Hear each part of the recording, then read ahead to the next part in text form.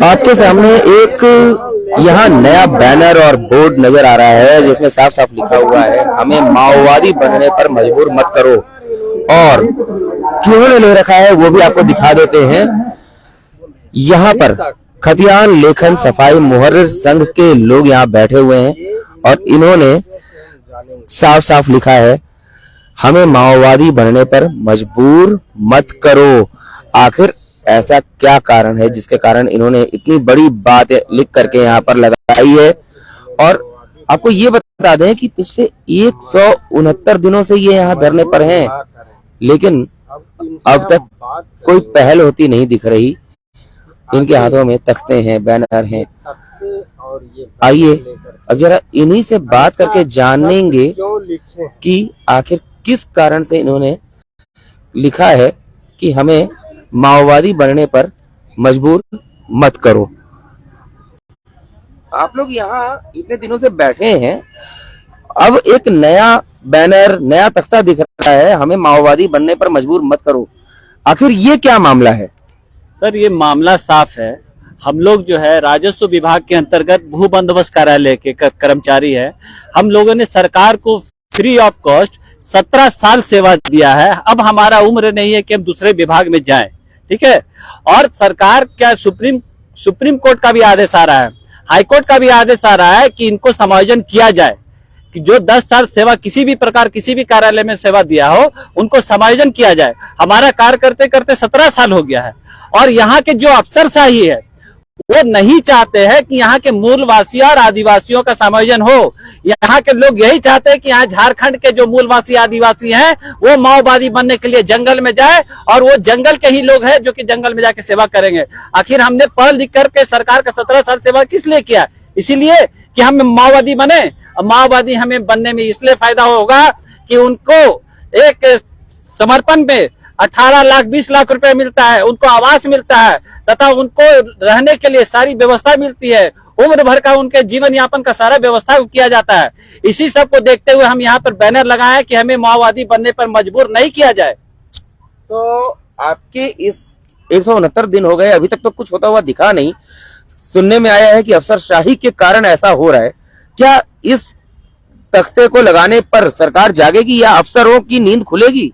अब इस तख्ते को लगाने का मेरा साफ उद्देश्य है, मैं सरकार को दोषी नहीं मानता हूं, मैं यहाँ के अफसरशाही है जो अफसर लोग हैं उनको दोषी मानता हूं। मैं आपको बता दूं, यहाँ से 5 कदम की दूरी पर माननीय डीसी महोदय जो हमारे प्रभारी पदाधिकारी हैं उनका आवास है। आज तक 178 दिन बैठे हुए हैं यहाँ पे धरना पर, अभी तक हमारे को जरा सा सूद लेने के लिए नहीं आया कि आखिर क्या कारण कि लोग यहाँ पर धरना पर बैठे हुए हैं, इनकी क्या मांग है, जबकि उनको सारा चीज पता है कि इनका समायोजन का मांग है। विभाग में कार्य बाधित हो रहा है और ये ऐसे कर्मचारी है जो कि बंदोबस्त कार्यालय में टेक्निकल बीट है। इससे पहले जो बंदोबस्त पदाधिकारी डायरेक्ट मंडल जी थे, IAS पदाधिकारी थे, उन्होंने साफ कहा था कि बंदोबस्त कार्यालय टेक्निकल बीट है और सफाई मोहर्रिर जो है यहाँ की रीढ़ की हड्डी है, जो कि बंदोबस्त कार्यालय के शुरू से लेकर अंत तक इनका काम अति महत्वपूर्ण है। लेकिन ये प्रभारी पदाधिकारी जो कि डीसी साहब है, इनके कान में जरा सा रूह नहीं रेंग रही है कि इनके बातों को सुना जाए, इनके बातों को देखा जाए। अगर ये नहीं सुनते हैं, नहीं देखते हैं, तो हमारा यही है कि हमको माओवादी बनने पर ग्रसित किया जा रहा है। आज उपायुक्त के द्वारा अपने कार्यालय में भू अर्जन संबंधी समीक्षा बैठक चल रही है। आप लोग इतना दुखी हैं, आपका काम तो कर रहे हैं। क्या हमारा काम करे? भू अर्जन कार्यालय भू बंदोबस्त से अलग है। अब भू अर्जन में आप लोग सारा लोग जानता है कि भू अर्जन में राजस्व का लूट खसोट का मामला रहता है, इसलिए उसका समीक्षा बैठक करें। हमारे समीक्षा बैठक क्यों करेंगे? हमारे यहाँ लूट खसोट का मामला है, लेकिन जहाँ जिस तरह बंदोबस्त भू अर्जन में लूट का मामला है वहाँ उनको कमीशन मिलेगा, इसलिए वहाँ उनका मामला कर रहे हैं। अरे हमारा मामला करके जो दिखाए, जो कि अति महत्वपूर्ण काम करते हैं। हम लोग भू बंदोबस्त कार्यालय का खतियान लिखते हैं और माननीय मुख्यमंत्री राजस्व मंत्री है जो कि खतियानी जोहार करके पूरे राज्य में घूम रहे हैं, लेकिन उनका कोई भी परिंदा या कोई भी कर्मचारी इस राजभवन में आज 180 दिन से जरा सा बात करने नहीं आया कि आखिर इतना दिन से बैठे हुए और हम खतियानी जोहार लेकर घूम रहे हैं। आपको बता दें कि झारखंड में 80% लोगों के पास 82 का सर्वे का खतियान है ही नहीं, तो फिर खतियानी जोहार का क्या मतलब निकलता है? बता दीजिए, समीक्षा बैठक जो कर रहे हैं आपके डीसी साहब, वो लगता है कि कमीशन के लिए कर रहे हैं। ये भू अर्जन का मामला जो साफ है, भू अर्जन में सिर्फ कमीशन खोरी का मामला। अगर डीसी साहब सही पदाधिकारी होते तो उनके अपने कर्मचारी जो अति महत्वपूर्ण काम करते, खतिया लिखने वाले, वो 180 दिन से यहाँ पर बैठे हुए उनकी समीक्षा करते, उनकी मांगों पर ध्यान देते। लेकिन हमारा मांग को कहाँ ध्यान दिया जा रहा है। अब इससे साफ जाहिर होता है कि वो किस मकसद से किस समीक्षा बैठक कर रहे हैं। हमारा समीक्षा बैठक करके दिखाए। हमने रात में 3 बार डीसी साहब को डायरेक्ट फोन किया कि सर हमें समय दिया जाए, हमारी बात को सुना जाए, लेकिन उन्होंने हमारे बात को नहीं सुना। इससे क्या जाहिर होता है? मैंने आपको 3 बार फोन करने के बाद भी डीसी साहब नहीं उठाए। वो तो हमारा, मैंने आपको क्या लगता है डीसी साहब आपको इग्नोर कर रहे हैं? डीसी साहब साफ इग्नोर कर रहे हैं, एकदम खुलेआम तौर पर। डीसी साहब बंदोबस्त पदाधिकारी, ना कि खाली डीसी साहब बंदोबस्त पदाधिकारी हम खतियान लेकर सफाई मुहर्रिर का इग्नोर कर रहे हैं। इसलिए कि हम यहाँ के मूलवासी और आदिवासी, मैं खुलकर बोलना चाहता हूँ, हम बाहर के लोग नहीं हैं। सरकार बोलती है कि यहाँ के जो मूलवासी आदिवासी हैं उनका समायोजन किया जाएगा, उनके मांगों को रखा जाएगा, लेकिन कहाँ? 180 दिन से बैठे हुए, समझ में नहीं आ रहा पदाधिकारी लोग को कि 180 दिन से यहाँ पर लोग बैठा हुआ है और वो भी आपका स्टाफ है। 17 साल हमने सेवा किया है। 180 दिन से आप बैठे हुए हैं, इसका दोषी किसको मानते हैं? इसका दोषी यहाँ के पदाधिकारी को मानते हैं।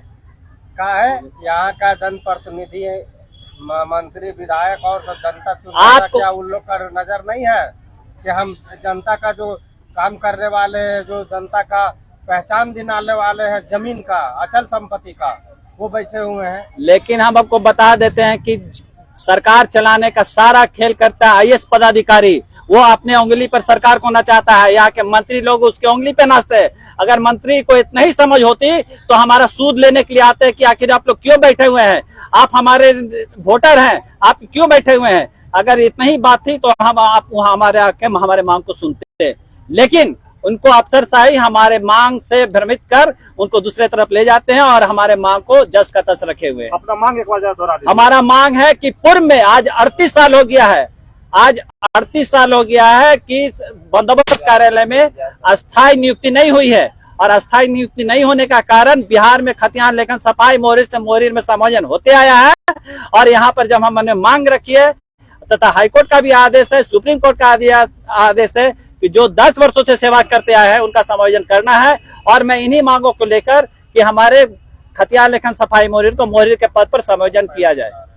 सुप्रीम कोर्ट का भी आदेश जो अधिकारी नहीं मांग रहे हैं उस पर आप क्या बोलिएगा? सुप्रीम कोर्ट का आदेश पर जो अधिकारी नहीं मांग रहे हैं उससे या तो सरकार उस पर कार्रवाई करे कि जब उस तरफ का पदाधिकारी उस तरह का डिपार्टमेंट के बात को नहीं सुन रहा है तो उससे अविलंब उस विभाग से सचिव हो चाहे डायरेक्टर अविलंब हटाया जाए। हमारा यही मांग है। बीच में आपने एक और बात बताई थी, नक्शा पेनड्राइव में लोड करके बेचा जा रहा था और राजस्व की लूट जमकर हो रही थी। इसका मामला भी आपने उठाया था, इसका क्या हुआ? इसका मामला को हमारे माननीय विधायक जो शिल्पी नेहा तिर्की है उन्होंने 3 क्वेश्चन बनाया था। एक हमारा समायोजन से मामला को लेकर, एक बिहार से जो झारखंड में पूरे झारखंड का नक्शा आया है उसको लेकर, तथा एक और क्वेश्चन था। लेकिन क्या हुआ कि उन्होंने साफ सदन में आवाज उठाई थी कि झारखंड में आए पूरे नक्शा को पेन ड्राइव में लोड करके राजस्व की चोरी किया जा रहा है, राजस्व को बर्बाद किया जा रहा है। लेकिन कुछ मंत्री जो कि इससे में इन्वॉल्व थे उन्होंने सदन में जाके शिल्पी नेहा तिर्की की आवाज को नहीं उठाने दिया। 2 घंटा तक सदन में उनकी आवाज को रोककर उनके आवाज को जनता के बीच नहीं लाने का काम किया। जब आपने ये मामला उठाया था नक्शा को बेचे जाने का, उस समय किसी अधिकारी ने भी आपका विरोध किया था शायद? नक्शा उठाने की जो मामले आई थी तो उस समय बता दूं कि इसमें पूर्व अधिकारी जो हमारे बंदोबस्त एएसओ मुख्यालय भी थे उन्होंने साफ विरोध किया था कि ये लोग जो है सरकार के और विभाग के बदनाम कर रहे हैं। जबकि हमने साफ दिशा निर्देश दिया कि अगर मैं बदनाम कर रहा हूं तो आप एक कमेटी बनाइए और उस कमेटी बनाकर पूरे जो भी कचहरी परिसर में जितने भी जेरोक्स दुकान है वहां पर वेरिफिकेशन किया जाए। अगर मैं गलत हूँ तो उस दिन से मैं सरकारी नौकरी को त्याग दूंगा। लेकिन उस पर भी किसी प्रकार का कोई कार्रवाई नहीं हुई, इसलिए कि सारे कर्मचारी और पदाधिकारी वहां पर मिले हुए हैं। आपके यहाँ स्वीकृत पद कितने हैं? हमारे यहाँ जो सफाई मुहर्रिर का जो पद है 70 स्वीकृत पद है, और हम लोग मात्र यहाँ पर रांची में 25 लोग हैं। पूरे झारखंड में 61 ही कर्मचारी है, 5 कमिश्नरी मिला के। उसके बाद भी ये अफसरशाही जो अंधी से है, आंख नहीं खुल रही कि 61 लोगों का समायोजन किया जाए। मतलब सभी 61 का समायोजन के बाद भी 9 पद बाकी रहेंगे। आपको बता दूं कि रांची में मात्र 70 है। रांची में रांची में 70? रांची कमिश्नरी में 70 के पद रिक्त है और रांची में हम मात्र 25 लोग हैं। उस तरह मिला के 180 या 182 पांचों कमिश्नरी में पद है और मात्र 61 लोग हैं। इस पर भी तो आंख खुलना चाहिए। सरकारी कितने लोग कार्यरत हैं? सरकारी परमानेंट सबसे बड़ी बात अभी यहाँ जानकारी ले लीजिए कि बंदोबस्त कार्यालय, जितने भी बंदोबस्त कार्यालय है, सारे में कर्मचारी जितने भी है सब जो है अनुकंपा पर कार्यरत है। उनकी डायरेक्ट नियुक्ति अनुकंपा पर हुई है, इसलिए वो लोग नहीं चाहते हैं कि इनका समायोजन हो। और ये हम रांची बंदोबस्त में मुश्किल से 21 या 22 कर्मचारी हैं। अस्थायी कर्मचारी 21 या 22 है वहाँ पे। नीरज कुमार शर्मा, भू बंदोबस्त कार्यालय रांची।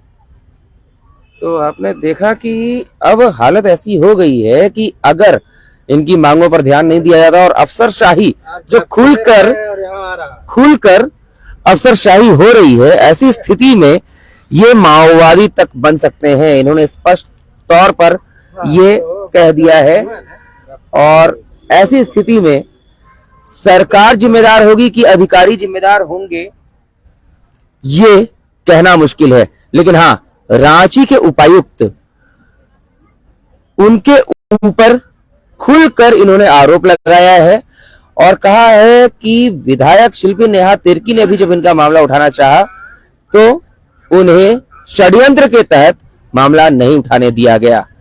ऐसी स्थिति में आगे क्या होगा ये तो समय ही बताएगा, लेकिन सरकार से और संबंधित पदाधिकारियों से हम कहना चाहेंगे कि इनके मामले का समाधान जल्द से जल्द किया जाए। Bureau report, Ranchi.